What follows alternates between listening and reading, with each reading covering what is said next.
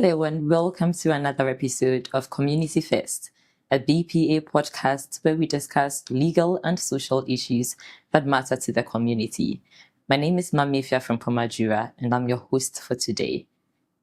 Today we decide to talk about a topic that is often difficult to talk about in our society, but one that is so important that we cannot defer to talk about any longer. Today we talk about the mental and emotional impact of divorce and separation on children.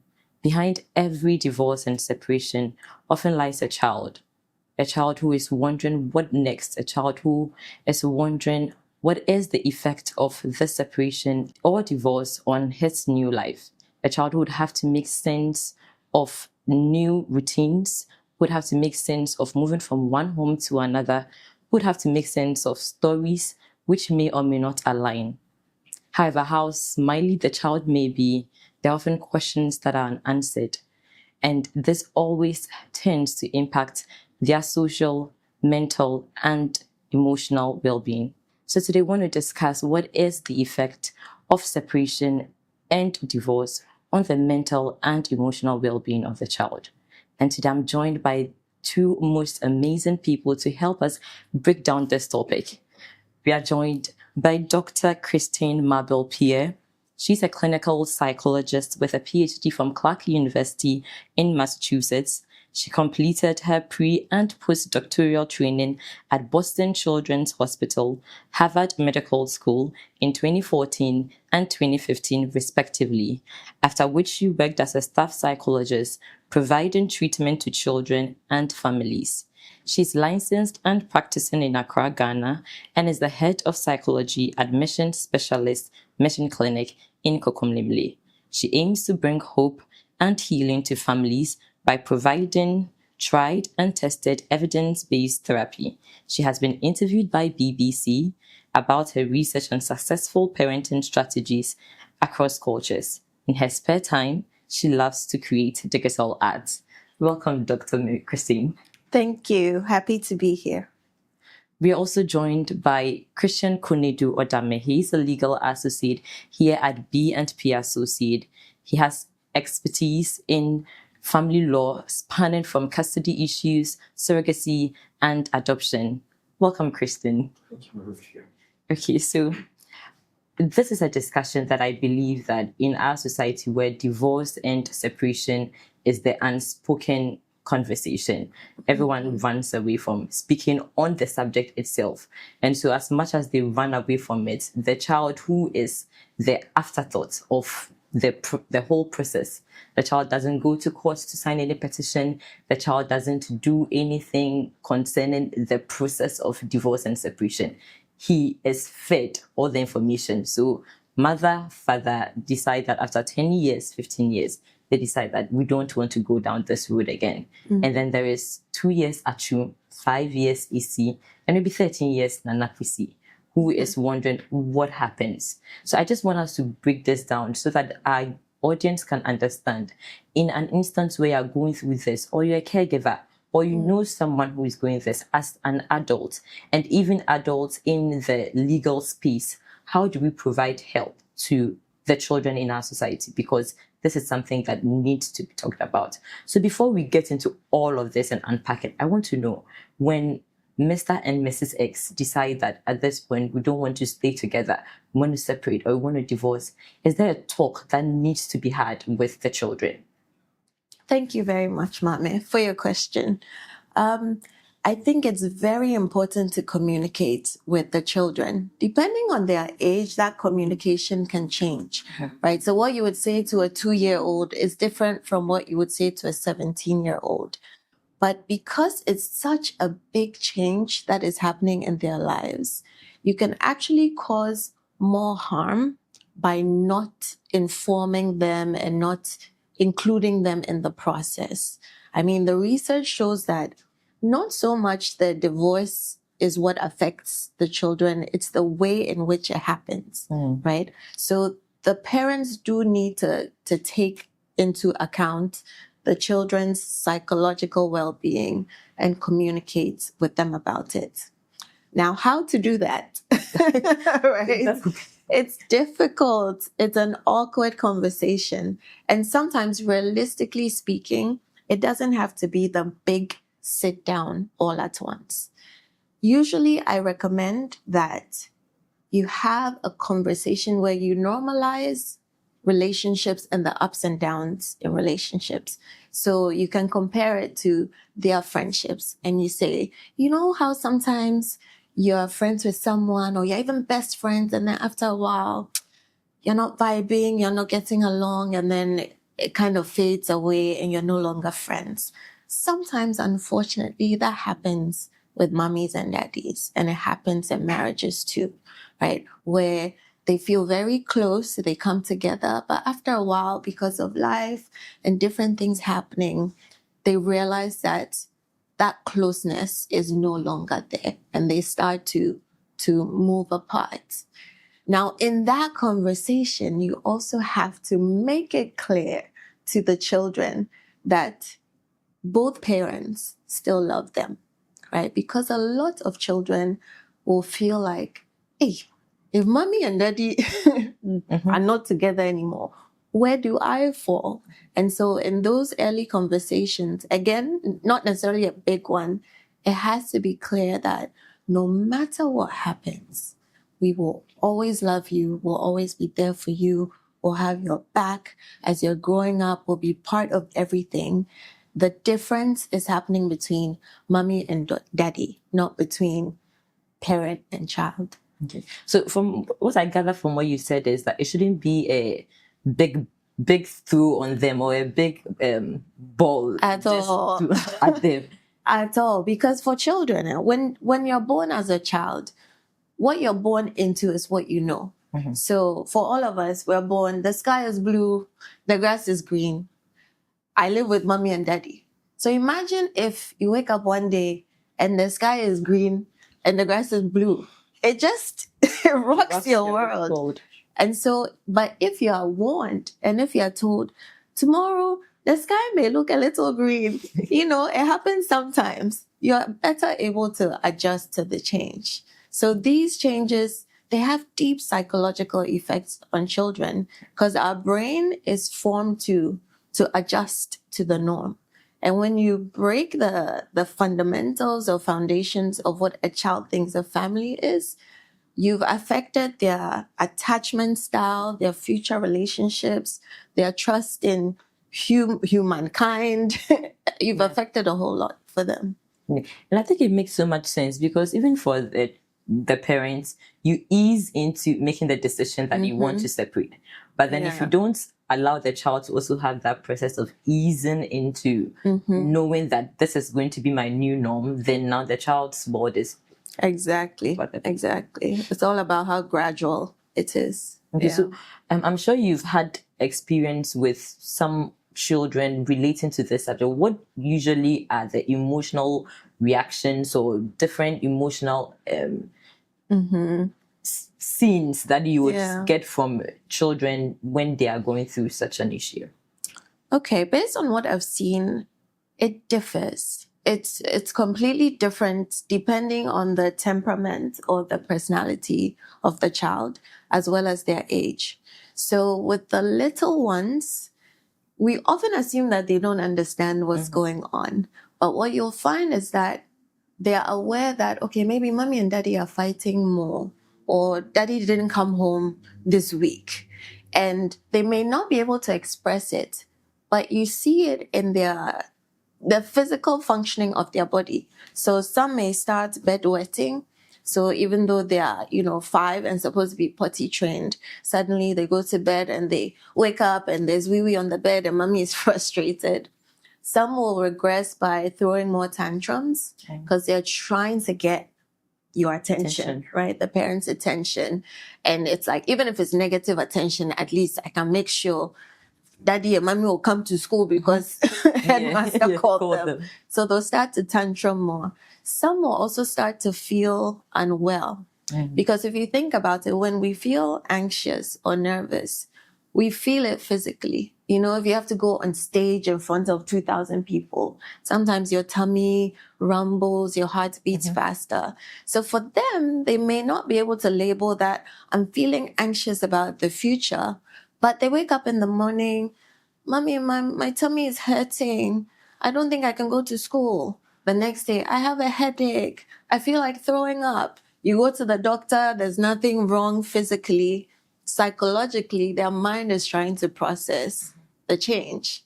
And so you'll see these physical things. With older children and other children, sometimes you see more clearly the withdrawal.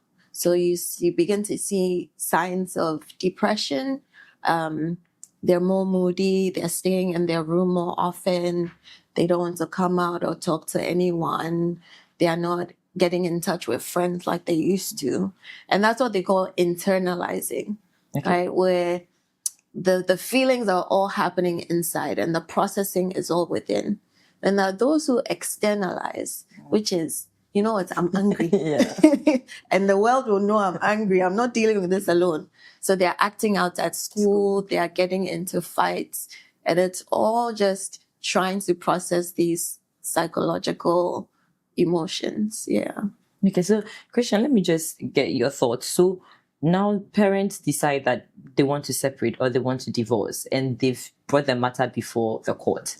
What are some of the custody arrangements that the court may pronounce concerning the children that may be issues to the family? Okay, thank you very much, Maame Afia. So typically, custody is awarded to one parent, and then reasonable access is given to the other parent.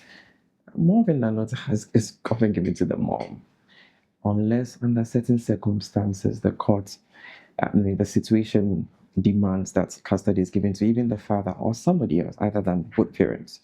So there's, as I mentioned, custody. Sometimes also to protect the children. We must understand that when it comes to custody arrangements or any decision concerning a child, it is the child's best interest that takes precedence over all other things. It is not, there were the divorces between the parents, but with respect to custody or any arrangements, now it is about the child and not about both parents. So they may make an order, the court may make an order granting, awarding custody to one parent, maybe the mom, and then that gets maybe visitation rights or reasonable access, maybe phone calls. And sometimes the court may go to the extent of regulating access. So may say that sometimes there's so much animosity between parents. So they say, oh, meet at the mall at 10 a.m. Don't talk much, release the kids, and then by 4 a.m. come back. Sometimes also dad or mom's character maybe has been impeached. So even access has to be supervised to protect the child. So it's always about the child. There's also instances where sometimes custody is very rare. Custody is awarded to one parent, and all decisions, in fact, everything is made by only one parent to the exclusion of the other. So it all comes down to what is in the best interest of the child. Sometimes dad or mom lacks moral standing to have any input in the child's well-being. So it is reserved solely, but maybe you may be ordered to still be making maintenance orders. So typically it can be split into two, either custody to mom or dad and reasonable access, or you still be granted reasonable. I mean, with the first arrangement, you get reasonable access, but you still have a say in major decisions, health, education, sometimes religion, and relocation. And there's also the second arrangement where custody is given to mom or dad, and then mom is also the legal custodian, in a sense, makes all decisions, major decisions in respect of the child. And maybe dad gets reasonable access, phone calls, gets to see the kids, supervised, among other things. Again, so those are the arrangements that normally can be made by the court. So, Doc, in the instance where the child, let's say, perhaps because of the arrangements of their parents, or maybe they've not reached the stage at the court where the court has made final pronouncements, but the children are perhaps in the same house with both parents, does the child's mental or emotional health is it affected differently as compared to a child who perhaps maybe has to do visitations, which may include 2 weeks with mom, a week with dad, vacation with mom? Do these minute changes in how the custody arrangement is structured by the court, does it have any effect on their mental health in any way? Yes, I think so. There's two sides to it. The place of the parents, whether they're living together versus living apart and the children have to go back and forth. That doesn't necessarily mean, so when they're out of the house, it doesn't necessarily mean that it's worse, that they have to go back and forth. Okay. Because I've spoken to some children who are actually relieved, because there was so much domestic violence or so much shouting and tension that they thought, I think my parents need a divorce. This is not working. So oftentimes there's so much stigma, right, attached to, okay, now they're living in separate places and they have to go back and forth. It doesn't automatically mean that that's going to have a negative effect on the child. The way in which it's done, again, and the informing them and explaining it to them does matter. And let me go back. There are cases where some children have a really hard time with the separation as well, because it's almost like they have to decide, right? So there'll be, I think one of the recent cases where the child is saying, she's thinking about the other parent and what's he doing and is he feeling lonely? We're not there, right? Whereas when they're when they were in the same house, she never saw dad. At least it was like, oh, he's around. Yeah. Right. But now it's like, especially the older ones, they are always worrying about what the other parent is doing. So it's not a clear cut. It really depends. And then what I was going to say about the how,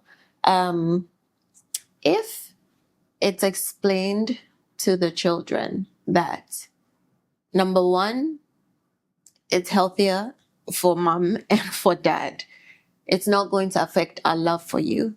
We're going to have a structure. The structure is really important. Some kind of schedule, some kind of predictability around the back and forth. Children need that routine. They need to know that the world is semi-predictable and things aren't completely helter-skelter. Ideally, for the younger ones, you can even do a visual chart, right? If it's weekends with dad, it's on the fridge and they know, okay, tomorrow we're going to see dad or we're going to see mom. That predictability has to happen for the children. And then the reminders.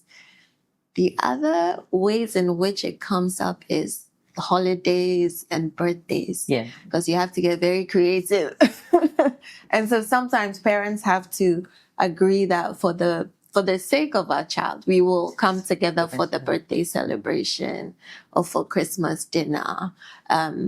Unfortunately, in some cases, there's so much animosity that it's not possible. Some children will happily celebrate 2 times. Let's go to mom for double. fun. But some will also really feel the effects because either I wanted the whole family together and it's not possible, or, I can't celebrate with one person. So some children have a really, really hard time with it. In all of these cases, time helps, right? So if they get used to the routine, the predictability, there's communication, over time, eventually they are more likely to learn to accept the new situation. So it was more or less like you put in place proper measures, as you mentioned, Dr. Christine, and time. I was coming down to the question whether the emotional effect of the separation, can it be eliminated completely, or is it a matter of minimizing it? Because you mentioned you may have a perfect plan, holidays, or maybe, so we know Christmas, maybe every odd year is for dad, and then every even year is for mom. And then, maybe Mabel says no. Yeah. Like, this time I want to celebrate it with dad and mom. Right? So it means no matter how perfect the plan or the cooperation is between the parents, you can't ultimately eliminate the effect of the separation of parents. Yeah, I completely agree. You can minimize it, like you're saying. And in some ways, it's similar to grief, right? When you lose a loved one, where, I mean, when someone loses someone, you can't somehow do everything so that they're not sad, right? Because something negative or sad has happened. And so there will be, for most children, the sadness, the negative emoting, but you can minimize it. You can put everything in place to minimize it so that the effects are not long lasting. Because when they are traumatic and severe, what happens is that it follows the child through to adulthood. So now their attachment style is insecure. They don't know who to trust. They have problems with relationships when they themselves start. They have problems at work with co-workers. They are always suspicious or trying too hard to please so that nobody leaves them. It's unhealthy. So there are ways in which we can minimize it in the best interest of the child, right? So that at least this thing has happened, but it's not necessarily a long-term devastating consequence on the child. Yeah. Thank you for bringing that point up. Yeah. Thank you, Christian. So I think it makes a lot of sense because it's so easy for the parents in the midst of the back and forth with the divorce process to totally forget that there is a little one who is dependent on me. I mean, growing up, we get a lot. Yes, a lot. Yeah. As practitioners, a lot. Okay. And so, like, because the parent is very involved, you are trying to keep up to date with filing of court processes. You are trying to get your evidence in order, and I don't think that at that time you are so much thinking about the fact that there is someone who, growing up, That's dangerous. And growing up, we all look at our parents as like small gods. So they can do no wrong. They can do no wrong. And if you do anything, I'll call my mom. If you do anything, I'll call my daddy. So at that time must be scary for any child. And and sorry, I was going to add, one of the things that I've noticed is a very negative effect on children is because the parents are naturally going about their lives. They may start to make comments about their partner to the child. Like, oh, as for this, your father, dear, you won't believe what he did. And without realizing it, they start involving the child in their grown-up issues, which the child didn't ask for. They didn't exist when you got together. And that makes it so difficult for the children to then, like, even separate from the divorce, really, and heal. So it has to be intentional from the get-go for parents. It has to be what do I need to say to my child? What do I need to not say to my child? How do I break it to them? Even after I break it to them, they'll have questions. How do I create space so that I can answer those questions for them? And I think Christian would perhaps have so much experience with this, where now the child becomes like a pawn in the chess board. So, I mean, whatever we can do to make the child seem like something beneficial to me or something I can use to spite the other, and all those things are very true. You get that a lot where parents are busy being angry with each other. So we have cases where clients will send an email, call, even when they have made an initial arrangement for the benefit of the child, or maybe a conversation has transpired just over the weekend, and one is angry, so everything is cancelled. They just throw it all out the window. So now they forget that the child perhaps is being affected by the whole thing and is being made worse by this back and forth between mom and dad seem not to be able to agree. So I think, as it's been discussed, as much as possible, perhaps we as legal practitioners can also advise clients every day. You have to remember that there's sort of a new relationship now, where it is not about your personal relationship with your ex or soon to be ex or something, but right now maybe it's about a new relationship. It's about the well-being of the child, I suppose. And you should remember now, it is what put your needs at the back bench, and then prioritize the interest of the children. Absolutely. Absolutely. And I think parents need to self-reflect as well, right? So it's about the well-being of the child, but the parents that are better adjusted, emotionally stable, are able to separate the child better, right? Because for a lot of parents, if my child picks the other partner, it's going to affect my own self-worth, my own self-esteem. So that's why sometimes the manipulation and the deception and trying to pull the children in happens. So sometimes I actually recommend therapy for the parents. Because it's not just about the children, it's about the parent themselves. One, they're going through a very difficult situation. They're an adult, so there's still work, there's money issues to deal with, there's the dividing responsibilities. What does my future hold? And if they don't self-reflect and process, either through therapy or a friend or a mentor of some sort, they're more likely to affect their children. And Doc, would you agree that I think so in this whole process of divorce and separation, I think when the child is physically ill, it's easier to say that, you know what, let's stop. We can cease fire and say our child is sick, needs medical attention. And in those instances, you realize that parents do, even though they're in the process of divorce or separation, they're able to create a united front and say, we are going to be at Kolebu Children's Ward for the next 3 hours, days to get that fixed. But I think that the mental and emotional part, because it is often unseen, so it's happening to the child, but no one sees it, no one hears the child's silent cries. It's an invisible sickness, right? But it is a sickness. I mean, stress, cortisol can shorten your life. You know, depending on how you deal with stress, you could live shorter. It has effects on the heart. So even though they're children, if they are not guided, they'll grow up into adults that can't manage the stress. And then eventually it goes into the physical side anyway.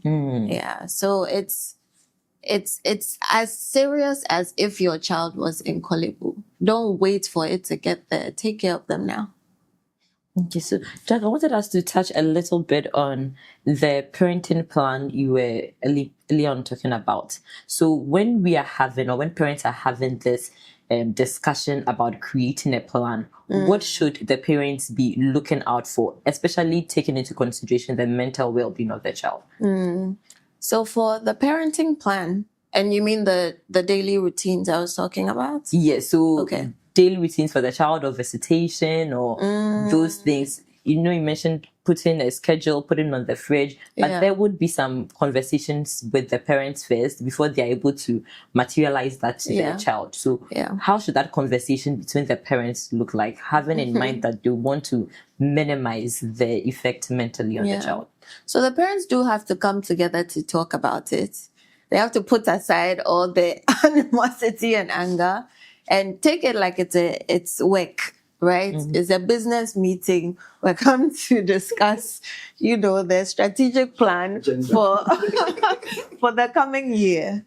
Consistency across both parents is key.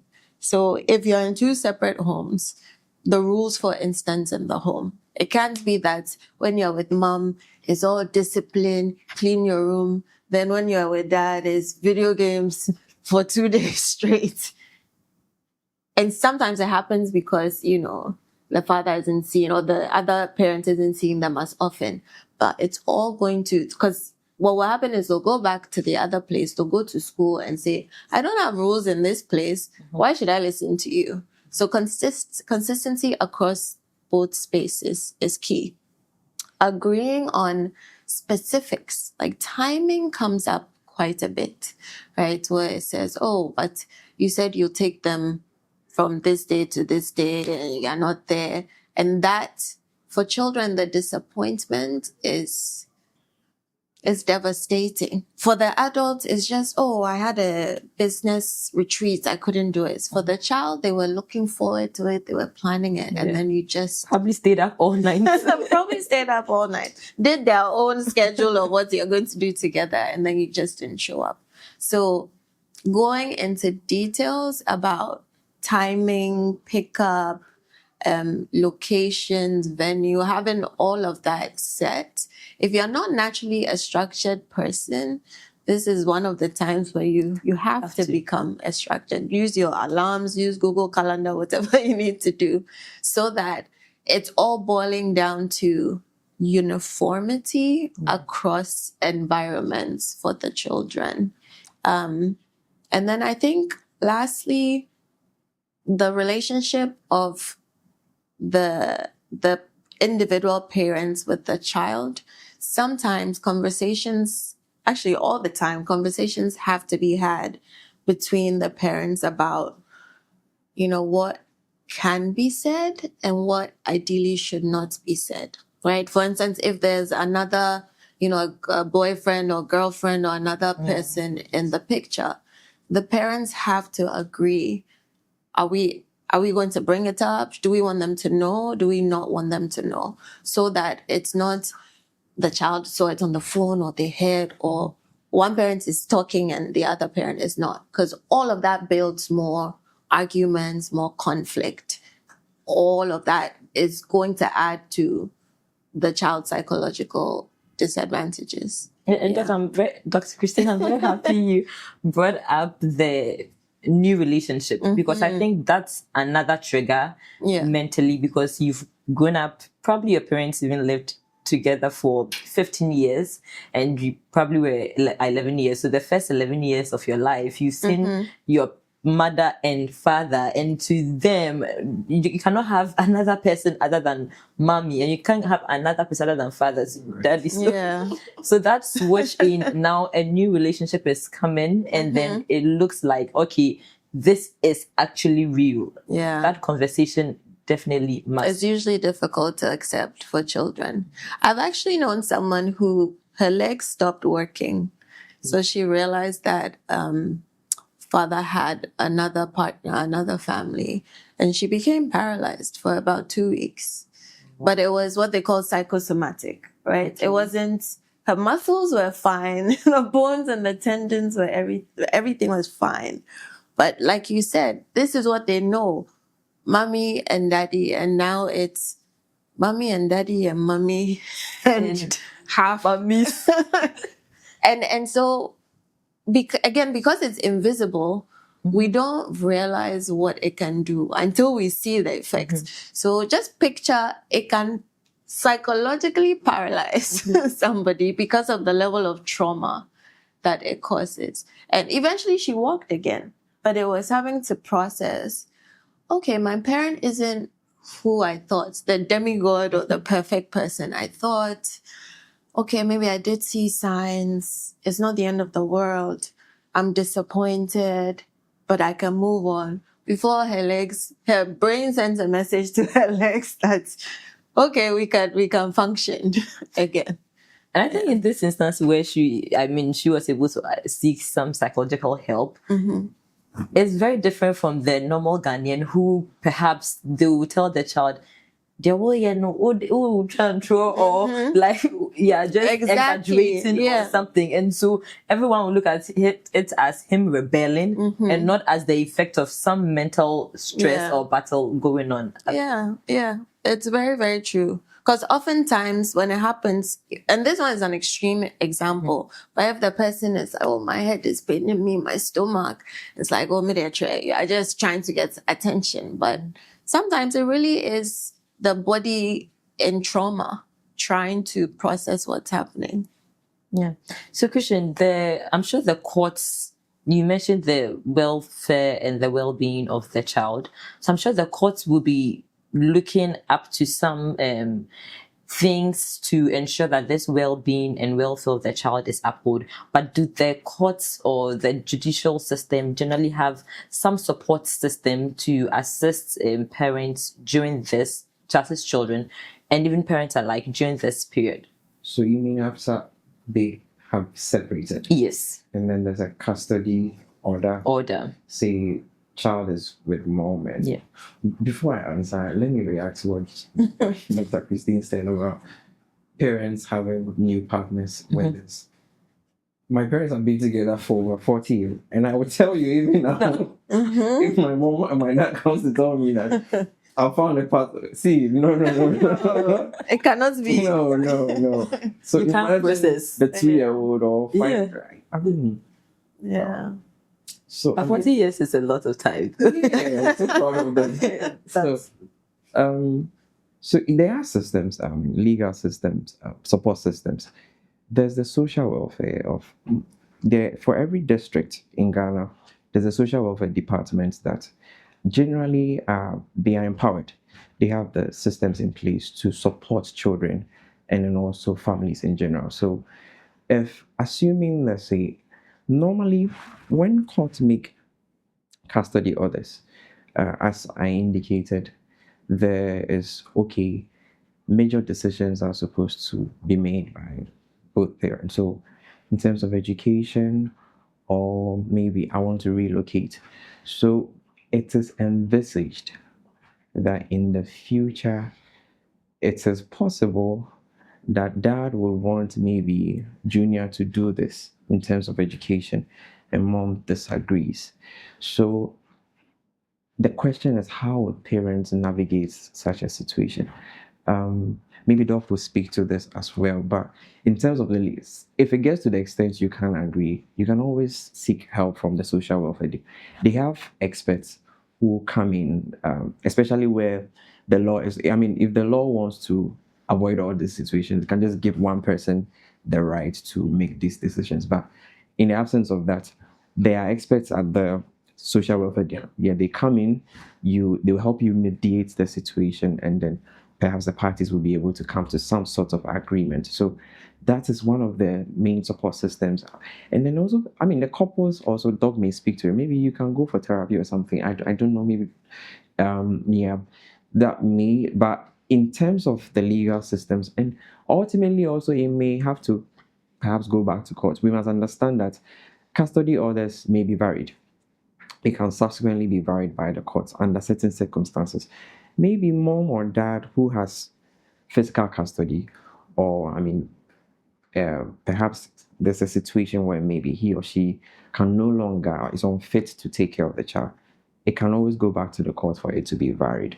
So you can bear that in mind, that if push comes to shove, the unlikely event that you don't seem to agree at all, notwithstanding the help you've received, you may always have to go back to court for the court to assist in that area. And that may be enough motivation to get them to decide and agree on something. Yeah. So there's a question, but generally, are there some support systems that parents, children may rely on just to assist in the effect of this process on the child's mental health? Yes. I think maybe I'm biased because I'm a therapist, a psychologist. So I'm well aware of, I'm not the only psychologist in Ghana, but we are available to help families through the process. So for myself, I work with families like this, and it's not just the children, right? Sometimes it's couples therapy, like you said, but we call it a parenting session. And the focus is not solely on their relationship, but it's on how do you co-parent, because this has to happen. The children exist, and you have to figure out how to continue to support them together. So yes, people can get in touch. They can get in touch with Mission Clinic, Mission Pediatrics. They can book therapy session for their children, for themselves. Some people, in conversations I've had, will sometimes go to their place of religion as well. Some people hesitate because already there's such a stigma around it. And that's sometimes when the professional psychologist can be helpful. But you can go, depending on your relationship with your pastor or elder or, fellowship member, you could seek help. Because even in the Ghana Psychological Association, there are people who are registered. They're clergy members, but they've done the training to be able to counsel, and they're able to support them as well. Yeah. That's great. So if you're watching, seek help, get the help that you need and you deserve, knowing that the mental well-being of your child is really important. We'll just be wrapping up shortly. I just wanted to take final comment. But before that, I know, Dr. Christine, you've been doing some work shedding light on children with ADHD and other I don't know if special needs is special needs or neurodiverse children. Yes, I think I prefer the neurodiverse children. So I don't want us to take them out of this big conversation because unlike a child who's not neurotypical child, they may be able to process all of this much easier. And in a society where we don't realize that there are neurodivergent children who, I mean, we see it in Ghana as, he has having a delayed growth or something. And it's not always a delay. It's just a different way of processing things. Exactly. And so oftentimes we have to monitor these children closely because they may have either they'll have more extreme reactions or it will seem as if they're not even aware of what's going on, but there's a lot happening internally. And the only way to find out is to reach out, give them a space. With children, sometimes it's drawing, draw your family for me. And then just from the picture, you see mommy is there, daddy is there, off the page, and then you start the conversations. But they do need the extra attention. And just a word to our listeners, that this stigma around neurodivergent children, it really needs to disappear. Because in societies where children are divergent, that's when they come up to the top. That's when you get the Albert Einsteins and the Steve Jobs. Because along with this divergency is like creativity and a different way of thinking. And so let's be accepting of these children. Sometimes when we think back to our school days, we'll think, that person, I think maybe they had ADHD or they were a bit autistic or something like that. And we're all different too. It's just that some are more different than others. So a word to the listeners, whatever space you are in, be open-minded about the people that you work with and be accepting of difference. Okay, so we'll take our final comments. Christian, any final comments? So initially I was coming for parents that don't make it all by yourself. But the doc mentioned something that you need to be able to take care of yourself first before you can take care of your child. Because if you as a parent, you are not able to process what is happening, even with the divorce and separation, how can you help your child or be emotionally available for your child? So I would say parents should seek help by all means during the process. And then in doing so also, always bear in mind that I would say, as I mentioned earlier, there's a new relationship, there's a new dawn where your personal relationship with your partner is now in the past, and then there's a new one, which is about the welfare of the child. So at all times, every decision, everything, no matter how angry you may be, we must understand that now it is what is in the best interest of the child. So this decision, I think if we are always doing what is in the best, there will be some form of agreement. What do you think? I agree. I agree. So other than that, it will be about our ego, and then, you said this to me, then you're not going to have the kids this. So I think, first, take care of yourself, get help, and after you've gotten help, consciously throughout the process. And I think it's going to be a lifelong thing before. It's being intentional about the decisions that we make, the relationships we have with the children, with the ex-partner, with future partners. If we're aware, then like Christian said, we're not just reacting, right? We're we're responding and we're acting and we're living mindfully and intentionally to maximize our potential and live abundantly. Okay. And any final words? My final words to parents is this: children are little people too. The same brain that you see in a grown-up is in a child. It's just that it's not fully developed, but they're very much aware of things that happen.